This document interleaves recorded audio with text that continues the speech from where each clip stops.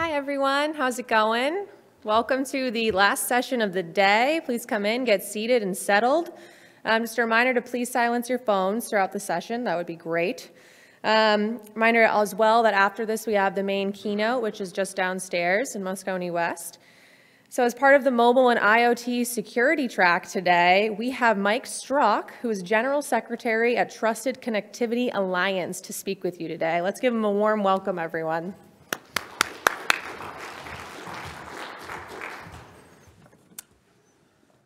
Good morning. I'm impressed that you're all here. The last session of the day. In fact, I was thinking I'm probably the last person standing between you and the weekend. So I'll try to make this short and painless for you.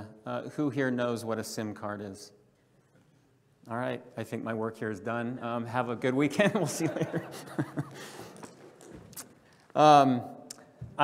As I was introduced, I'm from the Trusted Connectivity Alliance, and it looked like everyone did raise their hand, and you do know what a SIM card is, so I'll kind of go back in time a little bit. I'm sure most of you can remember 15 years ago, roughly, if your cell phone died on you, you could go searching through an old box of wires and chargers and find an old flip phone or some old phone, and you could swap out your SIM card.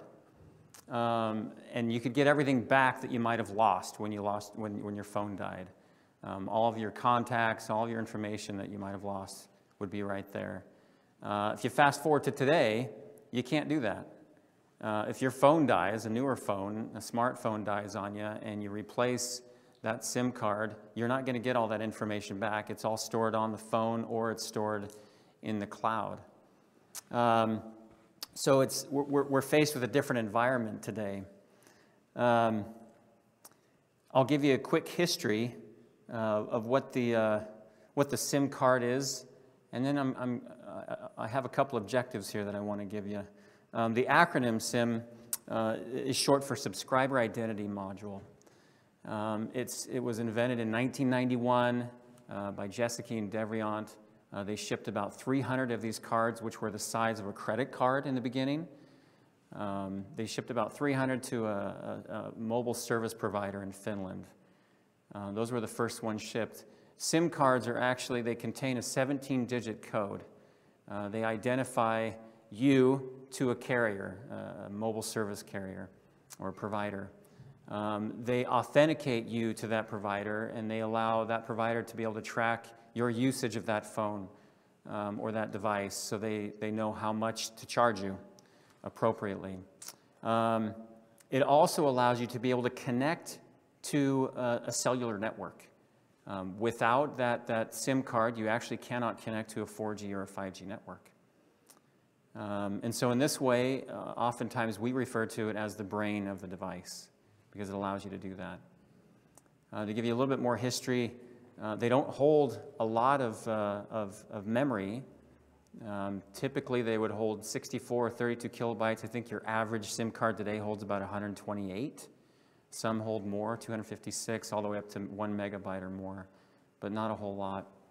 What a lot of people don't know also is that the SIM card is a small circuit board and a tiny computer.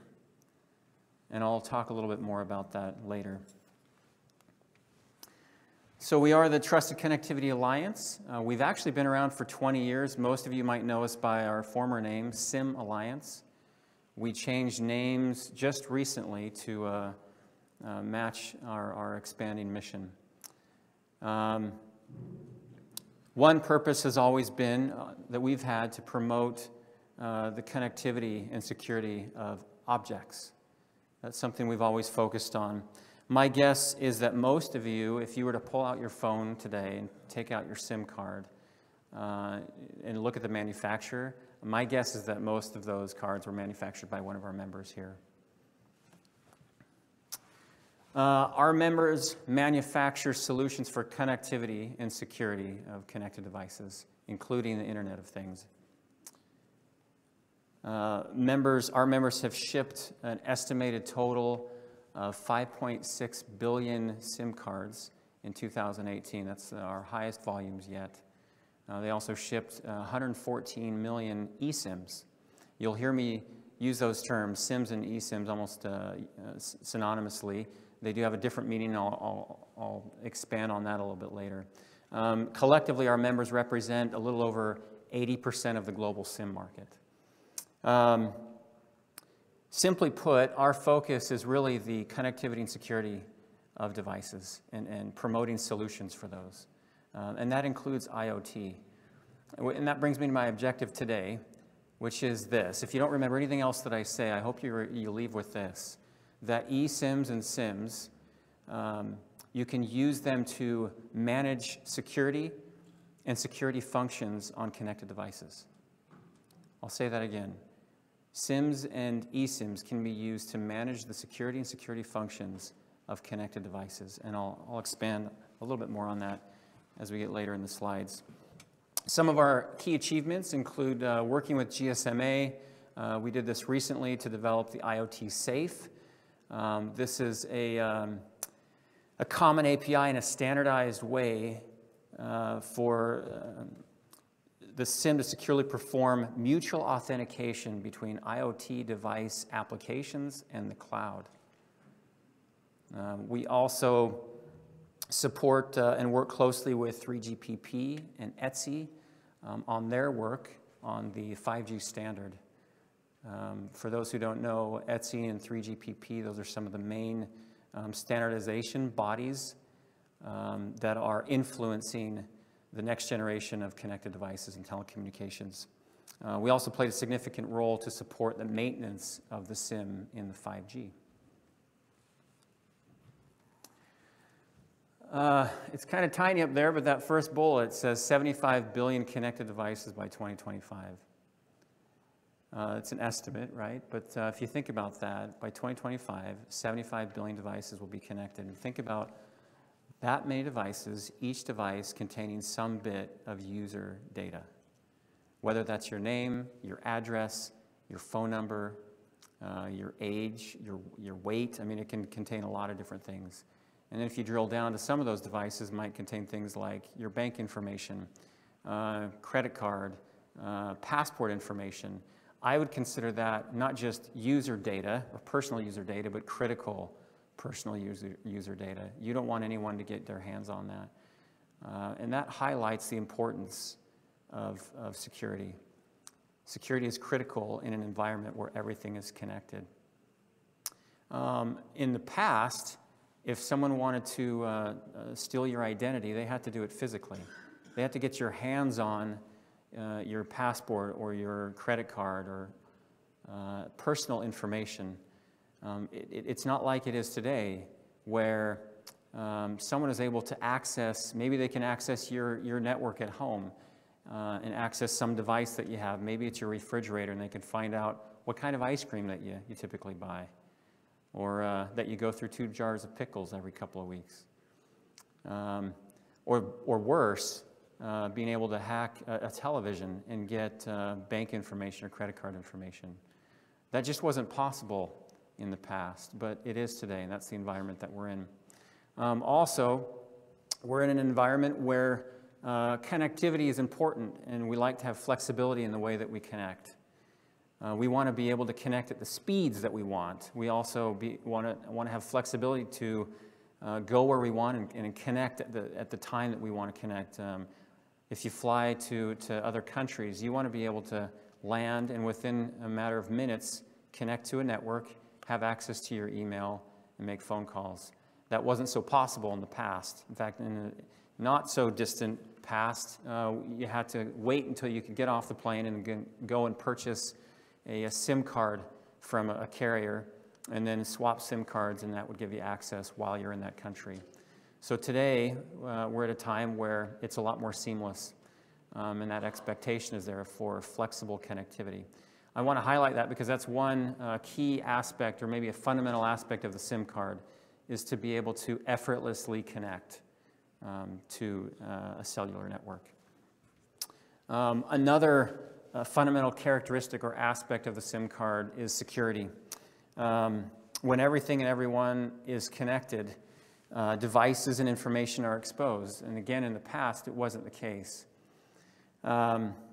Unfortunately, fortunately or unfortunately, devices are not created equal. We have different types of devices, and within each category device, you have different use cases, different challenges that we're faced with. If you look at the first one, connected cars, and privacy breaches, you don't want someone to be able to access your car and see the different GPS records, so we have to protect those records. Further down, if you look at losing control of your car, some of you might be familiar with a situation a few years back. It was posted on YouTube where a couple of hackers gained access to an SUV as it was driving down the road. It was a controlled test, controlled hack, but nonetheless, they were able to manipulate the air conditioner, the radio, the windshield wipers, and eventually shut down the car while it was driving. I think for obvious reasons, we don't want that happening, so we have to make sure that we're securing that. Just below that, you've got the liability management and asset traceability. That's something that actually pertains more to car manufacturers, not so much the drivers or the users. If I purchase a car, well, first of all, cars come with lots of different types of software to run different systems within the car. And if I purchase a car, and let's say a year later I want to upgrade my horsepower, and I load that software into the car, who's to say that that's not going to be a bad software? It's going to cause some problems, or maybe it's just not compatible.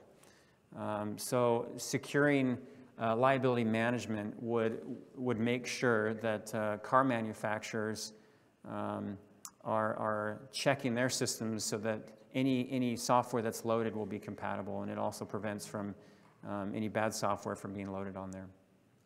If you look at smart meters, I think as we go through this, you'll see that some of these words, they look misspelled. It's actually a European spelling of some of these words. Smart meters, I think it's more common in Europe, but we call it thermostats here. And if you look at some of those examples, threat to critical infrastructure, a few years back, there was an author who wrote a book called Blackout. I think it was a German author. It was about a couple of hackers that were able to hack into a smart thermostat. And that thermostat happened to be connected to a power supply, an energy provider, who happened to be a nuclear power plant. And because of that, they were able to send some bad messages that shut down the power plant system, that caused a blackout, and deaths were caused because of that, because they weren't able to provide the power to some locations. That just gives you one idea of what can happen if a smart meter or thermostat are connected to any type of infrastructure, and the problems that can happen there.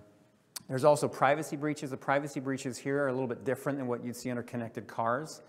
On the outset of it, I think user data on a thermostat wouldn't bother you. In fact, I just connected one recently, and I didn't put any user data, personal user data, on that device.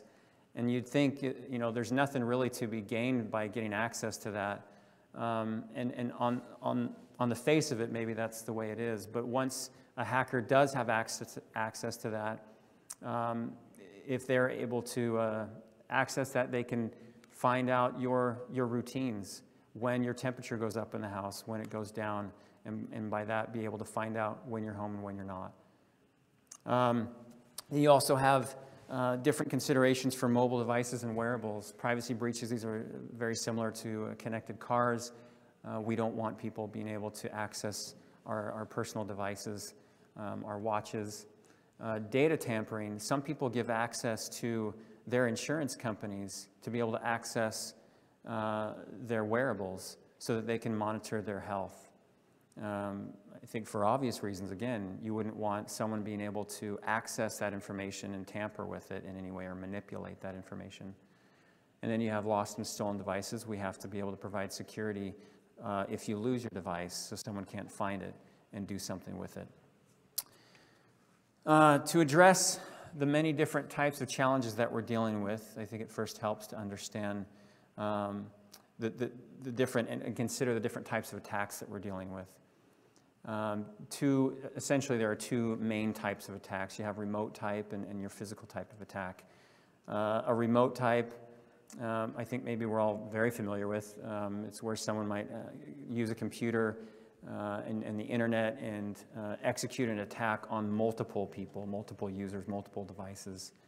Often this is thousands and maybe even to the millions of people are affected by this. A physical attack is quite different, I think, for obvious reasons. You physically have to take something, but it also usually targets a single individual or a single device or victim. When you look at the physical type of attack, there's often two types of goals that they're trying to achieve. One of them is to steal physical or to steal data from that device. The second may be to clone a device. So to give you maybe an illustration as to how this might work, if you look at a smart city where you have a series of connected traffic lights where they're all connected on a secure network, a hacker using a remote attack might try to access that network and manipulate it somehow if they can gain access to it. Whereas a physical attack would involve getting your hands physically on an electronic module that's part of that system, that network. And if they can get their hands on that and clone the device and then reconnect back to that system, it will accept it as part of the network, whether that network is secured with encryption or not. It'll have access to it, and they'll be able to cause damage as well, shut down lights and so on. All right, this brings me to, my next slide, why security by design actually matters. It should come as no surprise to you that most of the devices out there in the market today does not have security built in. If you think about the different types of attacks that I just discussed on the slide before, it's obvious that we have to think about security and make decisions on security and those considerations in advance from the beginning and do it by design. To do this, we have to consider all the risks, all the mitigations, again, from the beginning, from the design of the product or the device. If you think about all the different products that you interact with from day to day, starting from your house and the appliances that you might interact with, and then going to your car and all the way to work, and the devices that you have on you or in your pocket, we have to make considerations for all these things. Many device manufacturers actually don't have much expertise in security. They're starting to build that, but these are considerations that they're just now starting, so we don't have that depth of expertise. And then that last bullet there, if you look at the end user, many of them are not educated on security and security practices. I think the average person, when it comes to, if you look at a router, the average person does not change the default settings on a router. That gives opportunity for a hacker to be able to scan a home and find the product model, the model number, and then search for reference numbers online using that model number, be able to find the default settings for that manufacturer, and they can access your network or that device. All these three things on the left side are really the reality of where we're at today. That's just how things are. That's the status. If we want to move forward from that, if we want to progress, we have to make sure that device manufacturers are making security by design mandatory. It's a mandatory part of their process. As well, when it comes to products and taking products to market, before we do that, we have to consider penetration testing. These two things need to be mandatory, a mandatory part of our processes. Penetration testing, so you know, if I'm a TV manufacturer and I want to make sure that my television, my product is secure, I will send it to a testing lab. They'll try to hack it. They'll try to find any lists of shows that I watch or try to access the microphone or the camera, and then they'll send me the results. And if there are things to fix, then I fix it and send it back and get it tested. Otherwise, I can go to market. But these are things that need to be considered well in advance and before going to market. On the next few slides, I'll tell you how implementing the SIM or the eSIM will prevent all possible attacks. and help manage mitigations. So the SIM or the eSIM is everywhere. What's the difference? The biggest difference is flexibility. The SIM card itself, the classic SIM, allows you to connect to one mobile service provider, where the eSIM, that allows me to, it gives you the freedom and flexibility to switch from one mobile service provider to another without having to change the card. So you don't have to swap out cards. So it gives you that flexibility. You can do it on the fly, and this way it's dynamic. It also allows you to execute sensitive operations like payment, identity, and operations for transportation as well. On the flip side of that, it allows the mobile service provider to be able to push updates to the platform itself in case there may be a new attack that's been discovered. So in that way, it allows them to manage and mitigate risks. On the left side, as I said in the previous slide, the eSIM allows you to connect to more than one mobile service provider. Whether you're using a SIM or an eSIM, you need one of these to be able to connect to a cellular network. Without it, you actually cannot connect to a 4G or 5G network. I think you've probably all experienced that. You can't get on your phone until you've connected that when you first start up your phone. But thankfully, by default, they come built in, right? Or they come with your phone. You don't actually have to add one of these to be able to manage security in your phone. Also, something else to consider, there's a picture of it on the left there. It's not just a piece of plastic with a chip in it. It's actually a small computer, and it's very capable.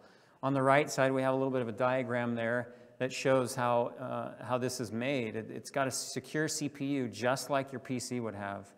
It also has permanent memory that stores keys, programs, data. It has a volatile memory, which acts similar to like RAM in your computer. It's for storing temporary information, for executing applications and programs. You also have a crypto processor. This is a very powerful, it's capable of executing strong encryption like RSA or ECC encryption.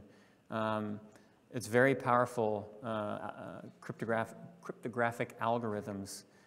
The hardware itself is actually fast and powerful, capable of running or executing complex algorithms for cryptography. Then you have your input-output manager, and this is what communicates to the device itself. If you look down below, those boxes down below, you've got your device. You have a connection to your cellular network. And then you have your environment with actuators and sensors. All your devices will have these. Your sensors might be a microphone. It could be measuring temperature or movement.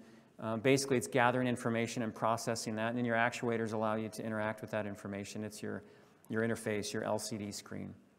To give you an example of how this might work, how an eSIM might work in a real-life situation, if you think of a power plant, for example, let's say we want to measure the temperature of uranium in different areas of the power plant. I think they're known as a swimming pool reactor.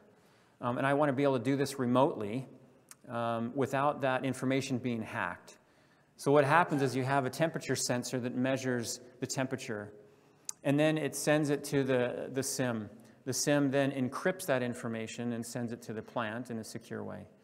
The plant has the keys to be able to unencrypt it and get that information. A hacker can't hack it because they don't have the keys. What happens ultimately is the SIM uses that temperature sensor to take the temperature. And then, like I said, it encrypts it and then sends it securely to the plant. It can't be hacked because a hacker won't have the keys to be able to access that information. What about situations where you're not using a cellular network? There are some networks that are competing networks that compete with your typical cellular network that don't use a SIM card, that don't use the same technology. LoRa, Sigfox, or even a Wi-Fi network where you don't actually need that connectivity. using a SIM card. Is it still useful to have a SIM card in the device? I would say the answer is yes. You can still manage the security functions of that device using what's called an embedded secure element, or ESE. The ESE is smaller than a SIM card because it's not having to manage the connectivity like a SIM card does. But with an ESE, you get all the same functions. You have a secure CPU, you have a crypto processor, and you can manage the security in the same way.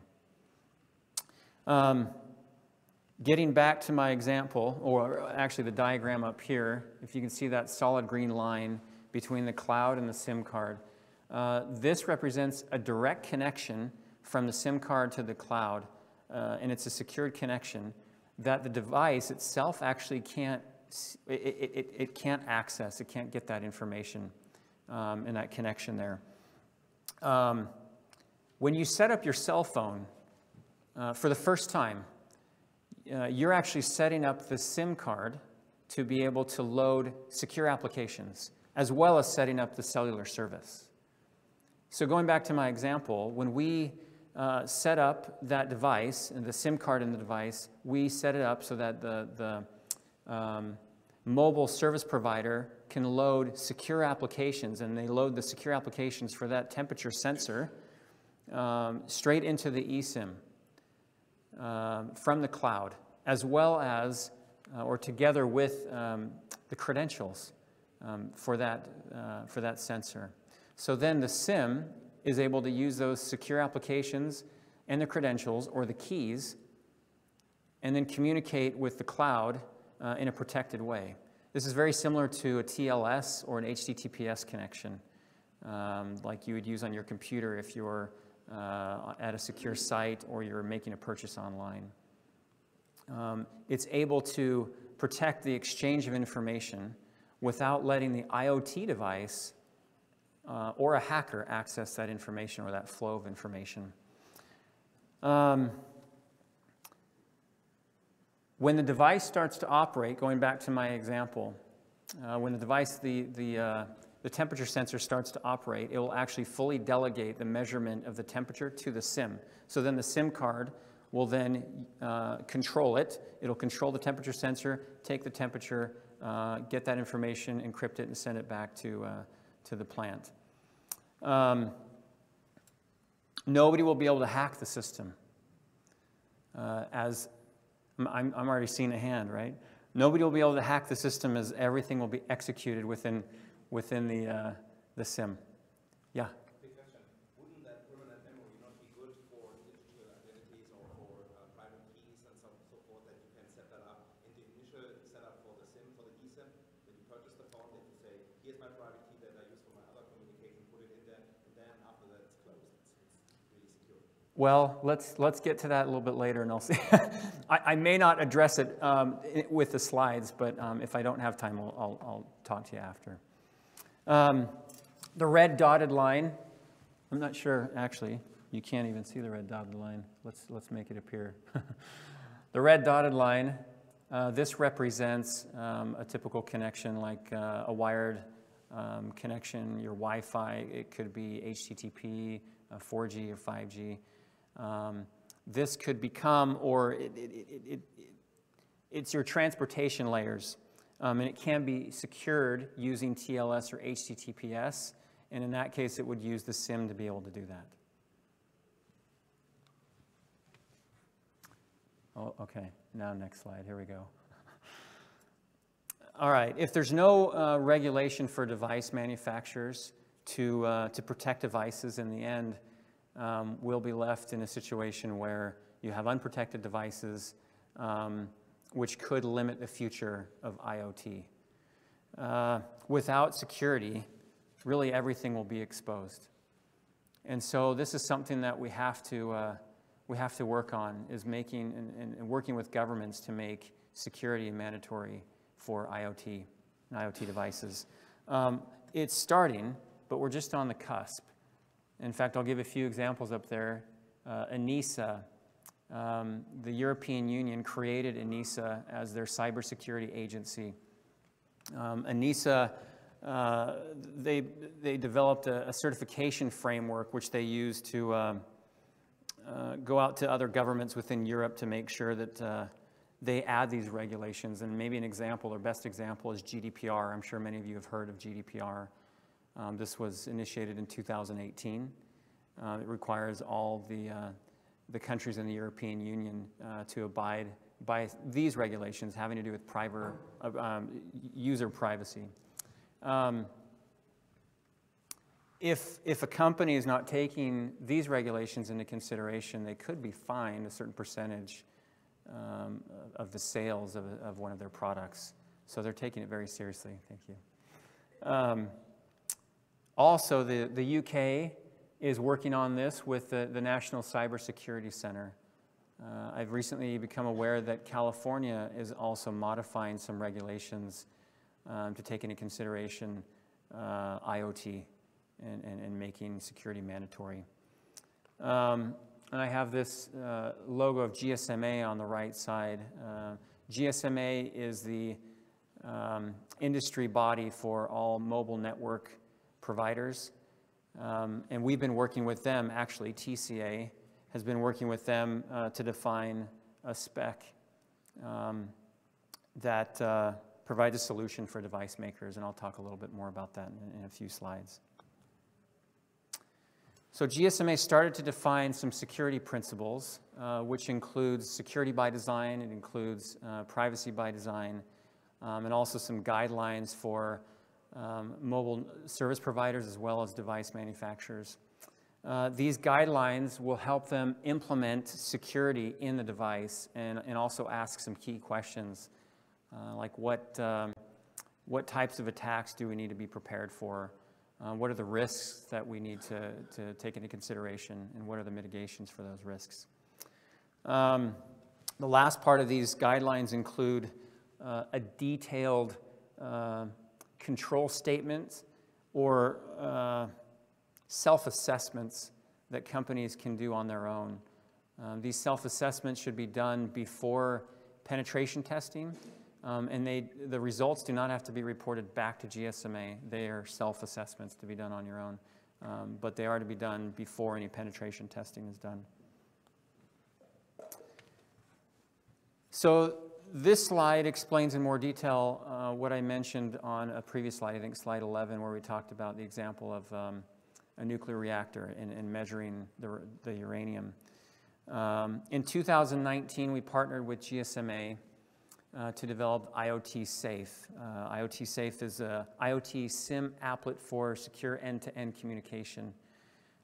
This specifies a common API in a standardized way for communicating or for securely performing mutual authentication between IoT device applications and the cloud.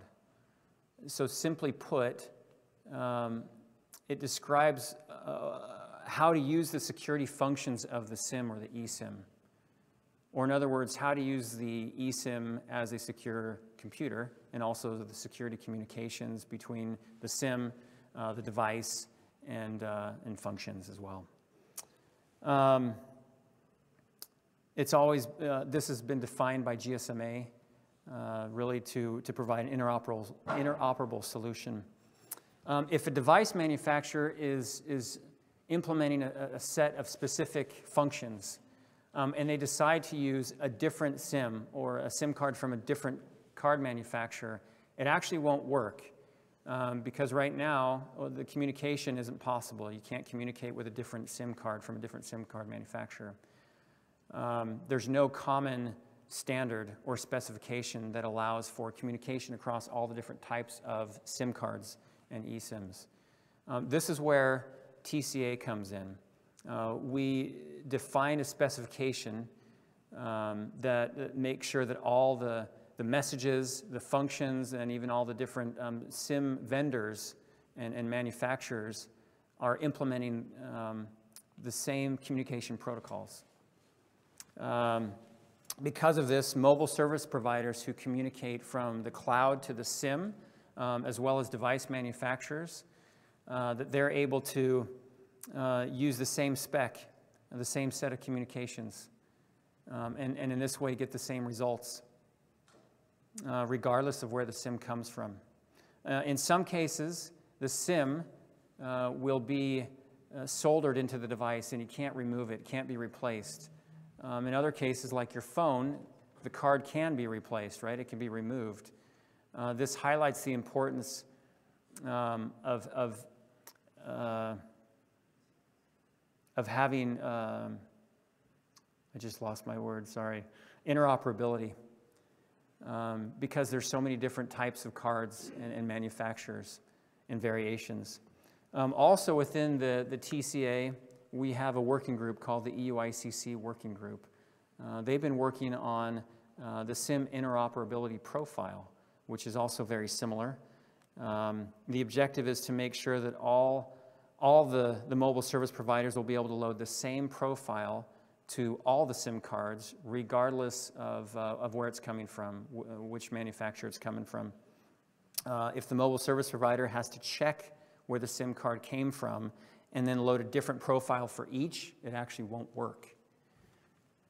This is why we've defined a spec for interoperability, so everyone will use the same format for the profile.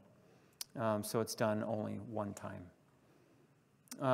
For the root of trust side, in the SIM card, you have specific applications for IoT security, and the interface will be the same because this is what GSMA's spec is defining. So they'll all talk the same language, and the messages sent by service providers to the SIM will be the same regardless of the card manufacturer. So I think I said in the beginning, if there's one thing I want you to remember, it's this, and I actually don't have it up there. Or sorry, these are some of the benefits. I'll get to that in a second. The benefits of IoT Safe, they go beyond scalability and security. For example, the security functions in the SIM can be delegated, or security functions can be delegated to the SIM. As well, device makers or manufacturers are not solely dependent on cloud service providers to secure their products and solutions. And then in addition, SIM Alliance, or SIMs are already widely deployed to ensure trusted connectivity across the mobile ecosystem. All right, going to my sentence that I mentioned, the one thing I want you to remember is that SIMs and eSIMs can be used to manage the security and security functions of connected devices. I'm going to add to that with what you see up here, TCA's enabling security and privacy for IoT in an interoperable manner. All right, now it brings us to applying, and how can we apply these things? First, regulations are helping to make security mandatory part of IoT. However, we need to continue to raise awareness in this area and recognize the need to work towards a common set of IoT security guidelines and mandates. Second, we need to adopt a security by design approach and engage penetration testing before releasing products to market. This will ensure that the security and privacy are considered and protected from the very beginning and not considered as an afterthought. And finally, the SIM and eSIM are already available on devices. And because of this, well, they're on devices because of connectivity. So now what we have to do is leverage that to be able to use them to manage security and security functions. Keep in mind that the SIM and the eSIM are secure computers. They're capable of running cryptographic algorithms, and they're very powerful. Similar to a PC or what you can do on your phone. They're able to deliver advanced security and cryptographic services. That brings me to the end of my presentation.